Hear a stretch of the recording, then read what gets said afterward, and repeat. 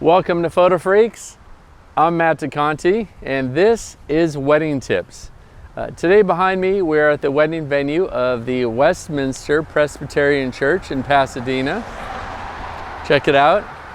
It's very cathedral-like, gorgeous church. Definitely one of the most beautiful venues as far as churches that I've been to. And you might also recognize it from the movie Old School and Wedding Crashers. So kind of cool. If you're in the market for wedding venues, here's another cool one.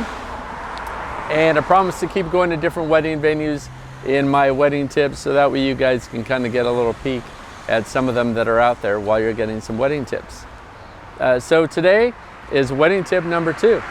And the way that we're doing this is we're answering questions that were suggested to you wedding clients to ask your wedding photographers through brides.com.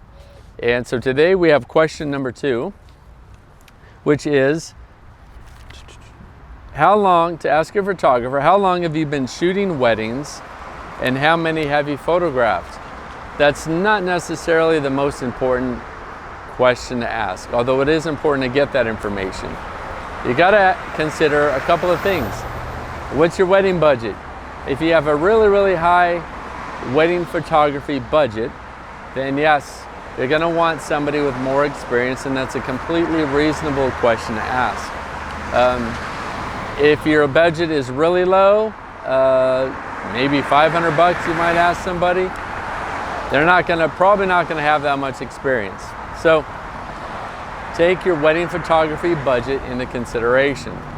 The other thing that I would highly recommend that will help you out more with that information than just asking your photographer is finding out getting a wedding album from them, or checking out on their website of weddings that they have shot. So you can see for yourself how many weddings they've done. You can find out if their style fits the style that you're looking for. And if they don't have a website, or if they don't have all of that, then that's going to kind of tell you a little bit about the kind of photographer you're getting. So it's more important to do the research and see for yourself, because a wedding photographer, I know it's sad, but some photographers could actually tell you just what you want to hear, as opposed to showing you, which seeing it, you can believe it. So that's my suggestion, my wedding tip for you today.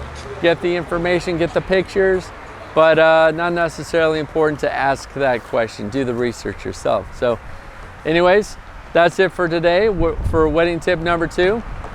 You can check out the other videos on wedding tips, and let us know if you have any questions. Feel free to contact us.